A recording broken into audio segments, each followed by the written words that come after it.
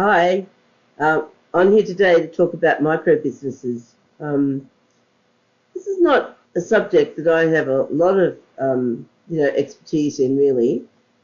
Just one that I think is part of that schema that we were talking about last time around employment. And there are some people who, for whatever reason, will do better in that kind of situation than in employment, particularly given the state of employment services right now and the fact that they are not, it's not even in their purview to work with people with more significant disabilities. So the micro business is probably in some ways a good option for people who have a more significant disability, or maybe there's more behaviour, um, maybe not so much speech at the moment. But I would really love to think that in the future we would be thinking about employment in its more general term for anyone who wanted to get a job. But this is about the micro business kind of idea. So, yeah. So I suppose when I think about Val's little micro business, um, I'm really happy to talk about this because I am actually not very dynamic at all. I set it up because I wanted him to have something meaningful and real to do during the day at a time when he had a lot less on his plate during the day than he has now, and less workers. And so what we did with Val way back, he purchased two coffee machines. And this was really good work by Debbie Norton, who was actually a coordinator at the service Val was in at that time. She was the person who had met this guy who had coffee machines. And we had some conversations with him, and he was very helpful in the beginning in helping us buy a new one and buy a reconditioned one from him, and some ideas and thoughts about where we might put them and what we might do. We travelled around for quite a few years where this wasn't particularly, certainly didn't make any money.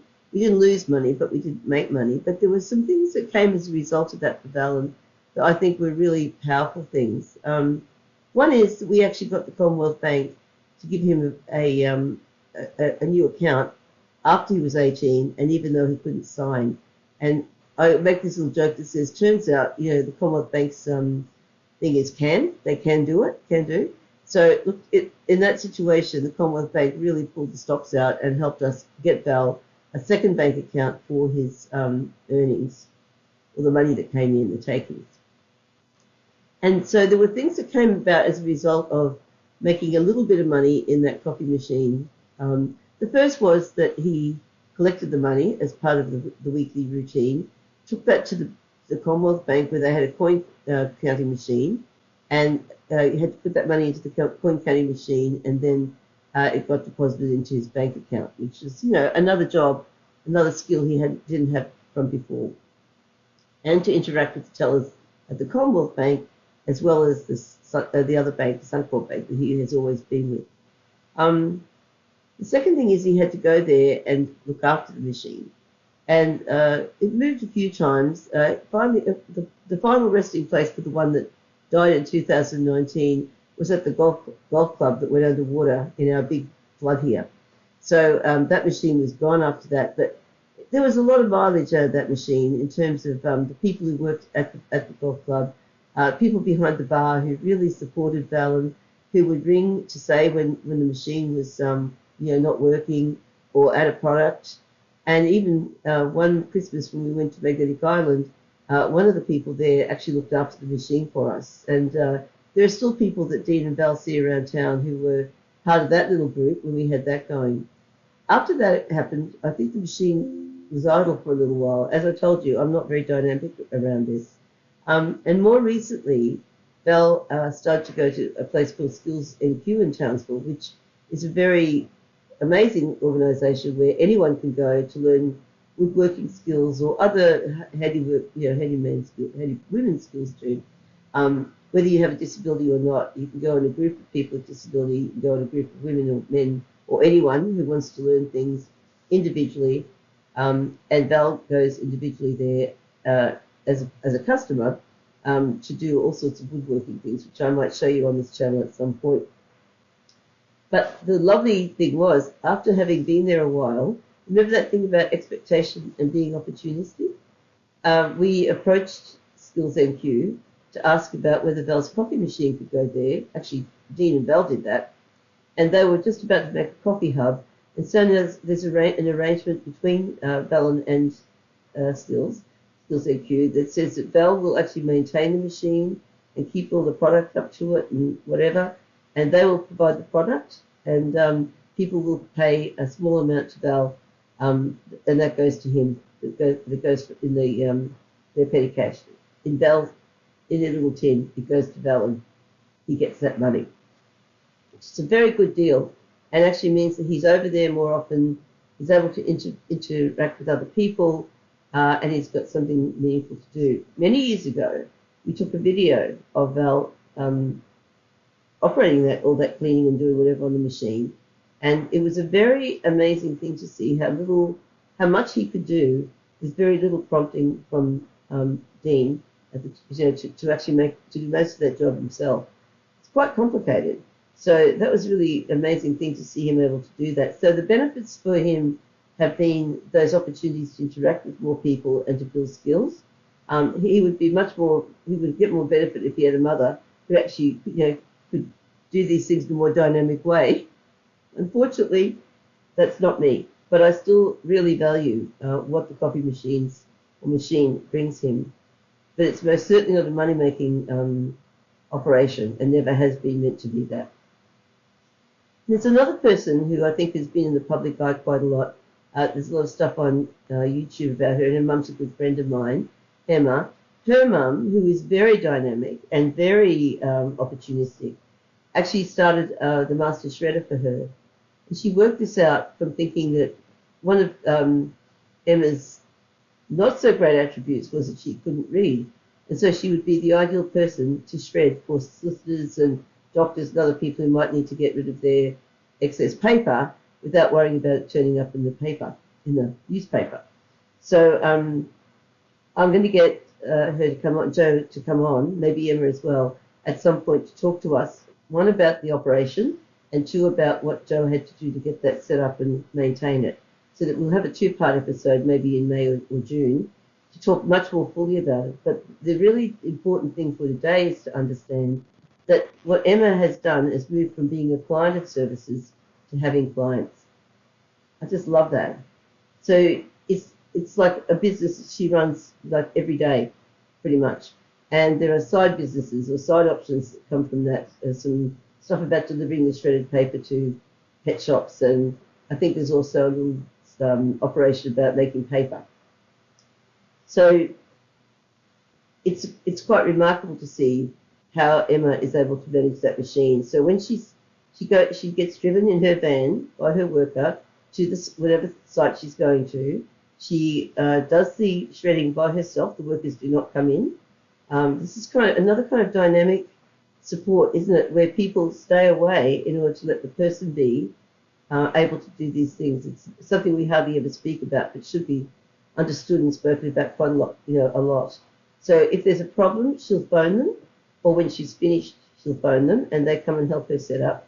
She does the job all by herself.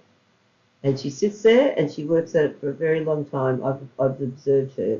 She really is an amazing young woman. And I'm not going to talk about her disability. I don't think that's really important at all. But if you're there thinking, oh, well, these things are all right for people who don't have the big disabilities like my son and daughter has. Remember what I said. Success is, high IQ or perceptions of IQ are not the best predictors of people's success. It's opportunity and expectation. And most certainly, Emma's family have really, really worked on that in a very big way. And I'm looking forward to you having a chance to hear more about that from Jo and maybe Emma. I think there is another person who's on this channel quite a lot, and she lives in a rural town in Queensland. For her son, she set up like an odd job business for him. They purchased a ute, and he moves around the town most days with his worker who drives the ute. And so he actually does a range of different things in his town that are very meaningful for him and mean that he's out and about most days, doing stuff for his work. The great thing for him is that he knows people and most of the people in his town know him. So if anything's going on that's going to be a bit of an issue for him, there are people to say, hey, Michelle, there's a problem. At some point, I'm hoping to also get Michelle to come, have a bit of a talk about the setup for that and, the complexities of that, because none of these things happen without an awful lot of work, and none of these happen without glitches. None of this stuff is perfect. So, this idea that if we're going to do it, it's got to be perfect. No, it doesn't. It won't be. So, just building the opportunities for people is what we're trying to do in these micro businesses. Now, my colleague, Rodney Mills, is a person with a severe communication impairment. He actually has a business where he does speaking engagements for people, and has done that all over Queensland and in other, overseas as well. Now, when I come to do my behaviour workshop, when the crew actually creates this opportunity for me to do that workshop, Rodney often comes to be part of that workshop to talk to people about the issues of his disability and how these things impact on him.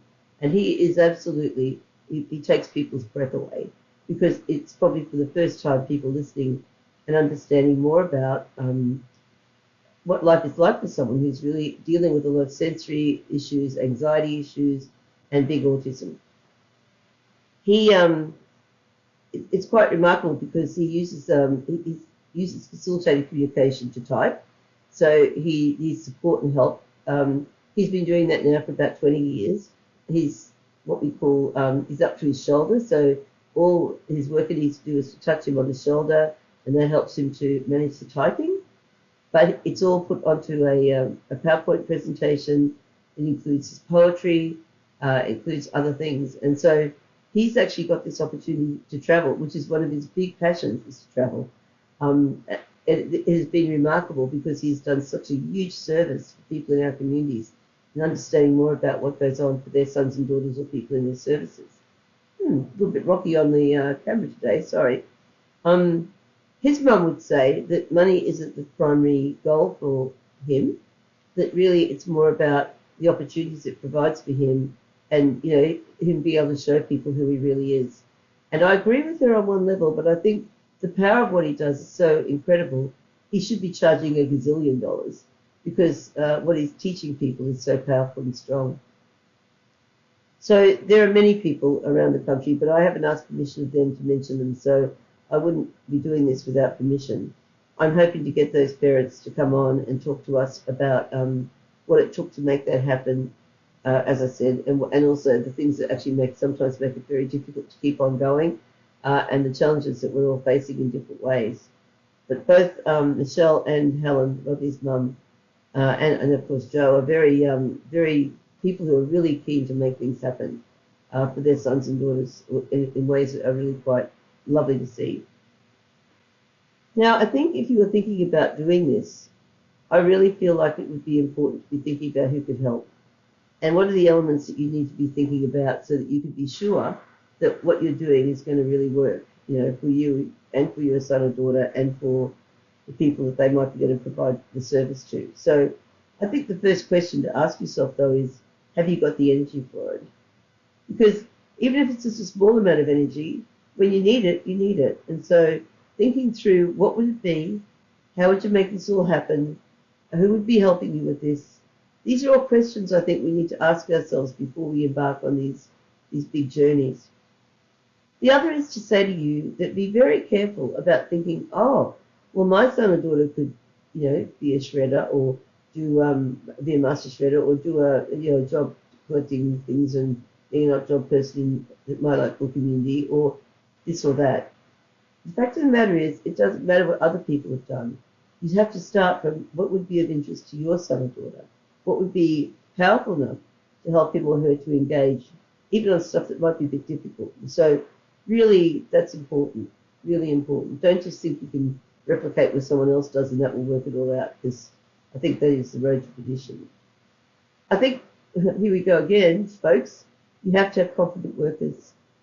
You have to have people who will be the interface, between your son or daughter and the community. And that interface has to be able to be well organised, to be able to communicate clearly, to communicate between all the stakeholders to make sure everybody understands what's happening, to be a competent person, all-round person, really. And so that is actually quite an important thing to have. Like, is the person who's going to support your child or son or daughter or the person in your service to do this, are they up for the job? And then I think there needs to be very clear direction about what is the purpose of developing this micro business. If you're wanting to make a lot of money or you're hoping to make a profit, that's okay. I think that's fine, but you just need to know that's what you want. Because if you get to 12 months and you haven't made a profit, and now you're feeling like, well, this isn't right, then clearly, the planning hasn't been done in a way that would help guide people to do that or to work out what it would take to make a profit from this little business that you're thinking about doing.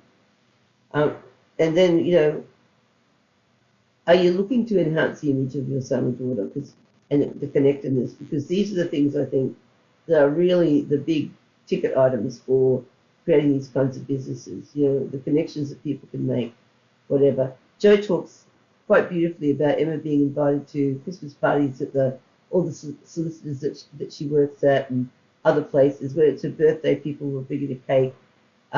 When people are having a birthday, she's asked to be part of it. It's lovely stuff. So connection is definitely part of what we want to see. And I think something meaningful to do. If that's what you're looking for, we have to make sure it's meaningful, don't we? What we're doing is going to make sense and work for the person. And the other thing is, I think, to really appreciate that the worker is going to be really on show in the community in a different way to just any other work that he or she might be doing. And so now the interaction between community and the worker will be more, because there will be the piece between the person, your son or daughter, and the community. So the skill level has to be higher. That's all I've got today, folks. We'll have more on this in the future. Great that you got to the end. Don't forget to subscribe. Don't forget to like. Please let me know if you've got a micro business going for your son or daughter. I'd love to hear. So and all the rest of the people. Those little Scoobies who won't actually ever write anything. Thank you. See ya. Bye.